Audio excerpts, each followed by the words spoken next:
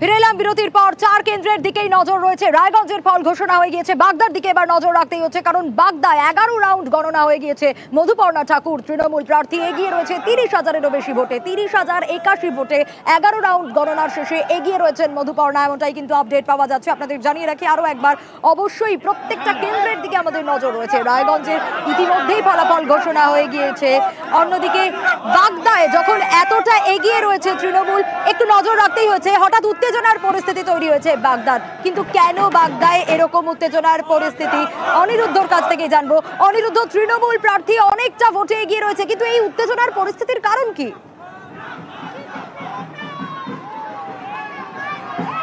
একদমই বলা যেতে পারে, তোমাকে জানিয়ে রাখি যে রীতিমতন পরাজয় স্বীকার করে নিয়ে ভোট গণনা কেন্দ্র থেকে বেরিয়ে যাচ্ছে বিনয় বিশ্বাস, অর্থাৎ বিজেপি প্রার্থী। তাকে ঘিরে তৃণমূল কংগ্রেসের কর্মী সমর্থকরা জয় বাংলা স্লোগান দিতে রয়েছে, জয় বাংলা স্লোগান দিতে রয়েছে, এবং পুলিশ বিনয় বিশ্বাসকে এসকর্ট করে নিয়ে যাচ্ছে। এই হারকে কি বলবেন? এ হারকে ছাপ্পা ভোট হয়েছে, যদি সুস্থভাবে ভোট হতো বিজেপি এখানে জিততো। এই জয় বাংলা স্লোগান এটা তৃণমূলের কালচারে গেছে, জয় বাংলা স্লোগান। যেহেতু কয়েকদিন আগেই এখানে লোকসভা নির্বাচনে এগিয়েছিল বিজেপি, আপনি হেরেছেন, কি বলবেন? কয়েকদিন আগে লোকসভা নির্বাচনে এখানে এগিয়েছিল বিজেপি, আপনি হেরেছেন, কি বলবেন? যদি ছাপ্পা ভোট না হতো বিজেপি জিততো। এখনো মানুষ বিজেপির দিকেই আছে, মানুষ তো ভোট দিতে পারেনি, মানুষ ভোট দিতে পারেনি। একদম দেখো, তোমাকে জানিয়ে রাখি যে উত্তেজনার পরিস্থিতি তৈরি হয়েছে তৃণমূল কংগ্রেসের কর্মী সমর্থকরা বিনয় বিশ্বাসকে ঘিরে, বেশি করে তৃণমূল কংগ্রেসের মহিলা কর্মীরা রীতিমতো জয় বাংলা স্লোগান দিতে দিতে বিজেপি প্রার্থী বিনয় বিশ্বাসের দিকে ছুটে যাচ্ছে। বিনয় বিশ্বাসকে রীতিমতন ব্যারিকেড করে তারা স্লোগান দেখাচ্ছে। বিনয় বিশ্বাস হেলেঞ্চার যে ভোট গণনা কেন্দ্র, সেই ভোট গণনা কেন্দ্র থেকে তৃণমূল কংগ্রেসের যে টেন্ট রয়েছে সেই টেন্টের সামনে এসে পৌঁছাতেই একদম উত্তেজিত পরিস্থিতি তৈরি হয়, এবং তৃণমূল কংগ্রেসের মহিলা কর্মীরা জয় বাংলা স্লোগান দিতে থাকে বিনয় বিশ্বাসকে ঘিরে। বিনয় বিশ্বাসকে সেখান থেকে বের করে নিয়ে যাওয়ার জন্য পুলিশ তৎপর, পুলিশ চেষ্টা চালাচ্ছে যে তৃণমূল কংগ্রেসের কর্মীদেরকে শান্ত করবার জন্য। কিন্তু বিনয় বিশ্বাস তিনি জানিয়েছেন তিনি সাধারণ মানুষের ভোট পেয়েছেন, কিন্তু এখানে ছাপ্পার জন্য তিনি হেরেছেন। সাধারণ মানুষ ভোট দিতে যাননি তৃণমূল কংগ্রেস, তেমনই দাবি তুলেছেন বিনয় বিশ্বাস। কিন্তু এখনো পর্যন্ত তোমাকে জানিয়ে রাখি যে একটা উত্তেজনা পরিস্থিতি ছিল, সেখান থেকে বিনয় বিশ্বাসকে বের করে দিল। এখানে কেন্দ্রীয় বাহিনী রয়েছে, এখানে রাজ্য পুলিশের প্রতিনিধি রয়েছে, তারা রীতিমতন বিনয় বিশ্বাসকে এখান থেকে স্কট করে বাইরে বের করে দিয়েছে। একটা উত্তেজনার মতন পরিস্থিতি সৃষ্টি হয়েছিল, সেই সৃষ্টি থেকে বলা যেতে পারে কিছুটা শান্ত সৃষ্টি করলো পুলিশ প্রশাসন। অনিরুদ্ধ, স্বাভাবিকভাবে তোমার কাছ থেকে জানতে চাইবো যে গত লোকসভা নির্বাচনে যেখানে বিজেপি এগিয়ে ছিল, সেখানে এই উপনির্বাচনের ফলাফলে তৃণমূল এগিয়ে রয়েছে, স্বাভাবিকভাবেই জানতে চাইবো নেপথ্যে কি কাজ করছে?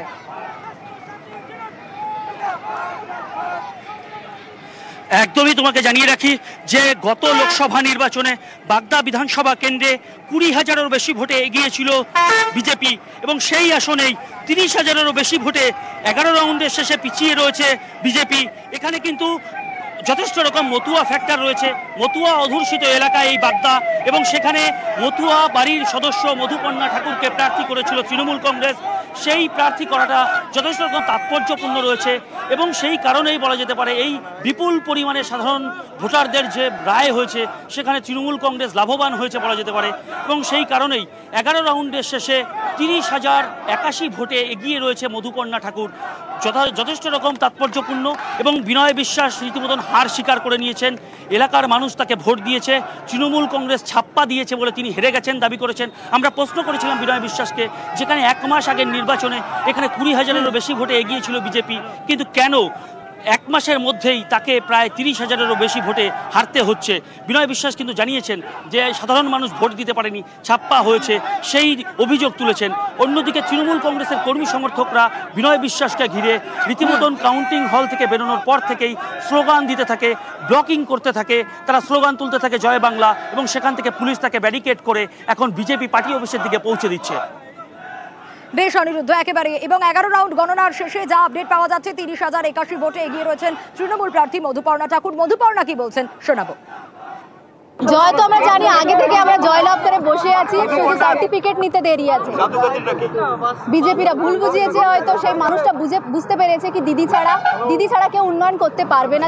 বিজেপি অভিযোগ করছে যে চূড়ান্ত সন্ত্রাস হয়েছে, হেরে গেছে, এখন কিছু তো আর বলার নেই। কাঠিবাজি করার জন্য এখনো কাঠিবাজি করে যাচ্ছে। দাদা আমি তো কাল রাত্রেই ভাবছিলাম দাদার আশা মানে বিনয় যে দিনই আশার কোনো কাজ নেই, উনি ঘরে বসে পপকর্ন খাক আর দেখুক আমরা জিত। মধুপর্ণার বক্তব্য তো আপনারা শুনলেন, কিন্তু কার্যত হার স্বীকার করে নেয় বিজেপি প্রার্থী এবং কাউন্টিং সেন্টার থেকে যখন তিনি বেরিয়ে আসেন তখনই কিন্তু তৃণমূল কর্মী সমর্থকরা একেবারে জয় বাংলা স্লোগান দিতে থাকেন। একটা উত্তেজনার পরিস্থিতি তৈরি হয় সেখানে সাময়িকভাবে।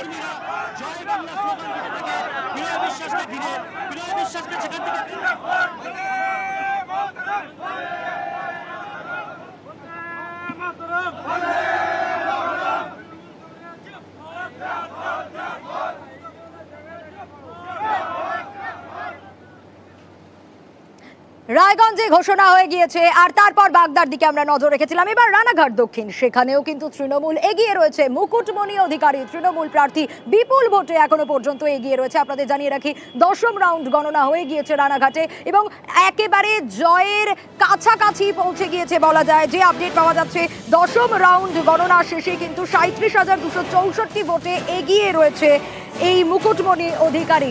আরো বিস্তারিত জানবো আমরা। রঞ্জিত রয়েছেন আমাদের সঙ্গে। রঞ্জিত, জয়ের একেবারে কাছাকাছি এসে গেছেন মুকুটমণি অধিকারী, আর মাত্র কয়েক রাউন্ড গণনা বাকি, হয়তো 10ম রাউন্ড গণনা শেষে বিপুল ভোটে এগিয়ে রয়েছেন তিনি।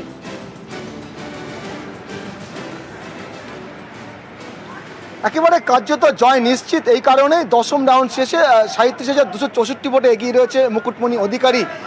এবং তোমার জানি রাখি আর মাত্র 11 রাউন্ডের এখানে গণনা ছিল, 1 রাউন্ড বাকি রয়েছে। তার ফলাফল বেরোলেই একেবারে জয়ের যে শংসাপত্র সেটা নিয়ে হয়তো প্রার্থী বেরোবে। কিন্তু তোমার জানি রাখি যে 2019 সালের পর থেকে 2024 সালের লোকসভা নির্বাচন পর্যন্ত এই কেন্দ্রে বিজেপি কিন্তু জয় অধরা ছিল, অর্থাৎ জয়লাভ ধরে রাখতে পেরেছিল। কিন্তু একেবারে উলাট বলা যেতে পারে, কয়েকদিনের ব্যবধানেই উপনির্বাচনে সেখানে কিন্তু বিজেপির হাতছাড়া হলো রানাঘাট দক্ষিণ কেন্দ্র। এবং যে বিজেপির যে হাতছাড়া সেটা নিয়ে কিন্তু কার্যত বিজেপি যারা কর্মী সমর্থক স্বাভাবিকভাবেই মনমারা বলা যেতেই পারে। কিন্তু যে গত কয়েক বছরের যে জয়ের ধারা অব্যাহত রাখার যে ছিল বিজেপির মধ্যে, সেটা কিন্তু একেবারে হারিয়ে গেছে। আজ কিন্তু একেবারে উল্টো চিত্র, সেখানে তৃণমূল কংগ্রেস কর্মী সমর্থক তারা উল্লাস করছে।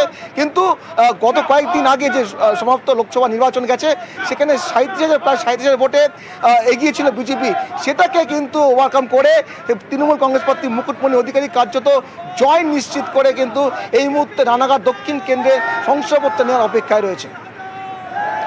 বেশ, একেবারে জয়ের কাছাকাছি চলে এসছেন, কার্যত জয় নিশ্চিত বলা যায়। আর 1 রাউন্ড গণনা বাকি, যেটা চলছে ইতিমধ্যেই।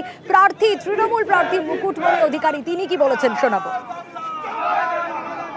উদ্বাস্তু মতুয়া রাজবংশীদের নাগরিকত্ব কেড়ে নিয়ে সিএ। মতুয়া ভোট এখানে একটা ডিটারমিনিং ফ্যাক্টর। নিঃশর্ত নাগরিকত্ব দিল না বিজেপিকে, 5-6 বার ভোট দিয়ে জেতানো হলো। বিজেপির বুনিয়াদ তৈরি করলো উদ্বাস্তু রাজবংশী মতুয়ারা। সেই বিজেপি তাদের নাগরিকত্ব কেড়ে নেওয়ার জন্য সিএ করলো এবং রুলস ফ্রেম করলো। তারা মতুয়াদেরকে ব্যবহার করেছে, তারা সমাজকে ব্যবহার করেছে, তারা ভুল তথ্য পরিবেশন করেছে।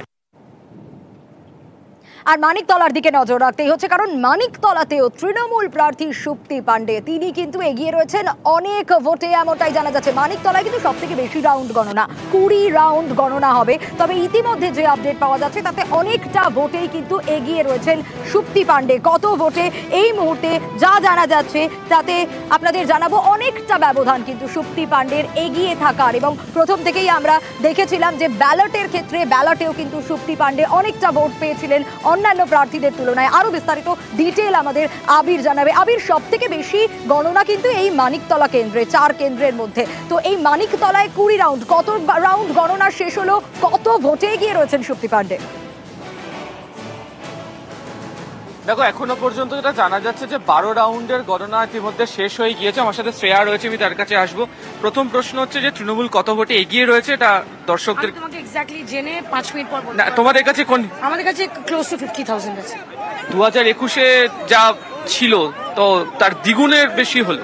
হ্যাঁ, দ্বিগুণের বেশি হলো, কারণ সাধন পাণ্ডের একটা সেন্টিমেন্ট কাজ করেছে। উনি নেই, উনি নবমবার একটা মানুষ এমনিতেই না থাকলে মানুষের মূল্যায়নটা বেশি করা যেতে পারে, এবং মানিকতলার মানুষ দেখেছে যে এইভাবে 3 বছর 16ই জুলাই 3 বছর হবে এই ভোটটাকে কি করে আটকে রেখেছে।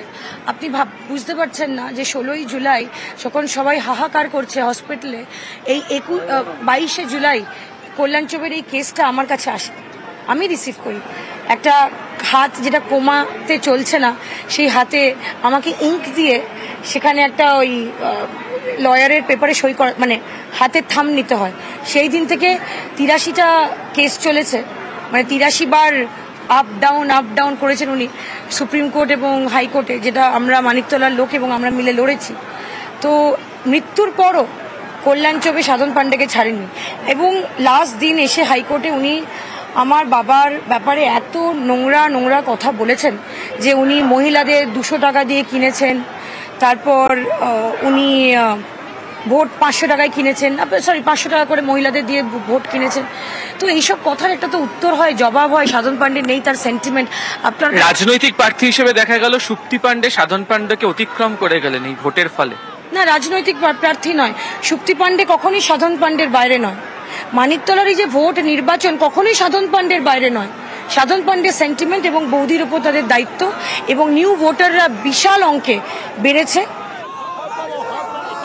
বেশ আবির, যেমনটাই বলছিলেন শ্রেয়া পাণ্ডে, সুপ্তি পাণ্ডের মেয়ে, বলছিলেন ক্লোজ টু 50, যা এখনো আপডেট পাওয়া যাচ্ছে। 12 রাউন্ড গণনা শেষ হয়ে গিয়েছে, কিন্তু হেরে যাচ্ছেন প্রায়, এখনো যা বলা যায় এখনো পিছিয়ে রয়েছেন কল্যাণ চৌবে বিজেপি প্রার্থী। তিনি কি বলেছেন? রিগিং হয়েছে এমনটা অভিযোগ তুলেছেন তিনি, শোনাবো। কোনো ভোট হয়নি, এটা আমার কথা নয়, আপনাদের ক্যামেরাতেই বন্দী হয়েছে। আমরা নির্বাচন কমিশনকেও জানিয়েছি যে 277টা বুথের মধ্যে 89টা বুথে ভীষণ রকমভাবে ছাপ্পা এবং প্রক্সি ভোট হয়েছে। যে কোনো একটা বুথে র্যান্ডমলি যদি কোনো সিসিটিভি বার করে চেক করা হয় তাহলে পরিষ্কার হয়ে যাবে সেটা। কেবলমাত্র 71টা বুথে আমাদের লোক বসতে পেরেছিল 277-এর মধ্যে। এই পরিস্থিতিতে 80% জায়গায় কোথাও ভোট হয়নি। ভোট যেভাবে লুট করা হয়েছে, আমি এর কঠোরভাবে নিন্দা করছি।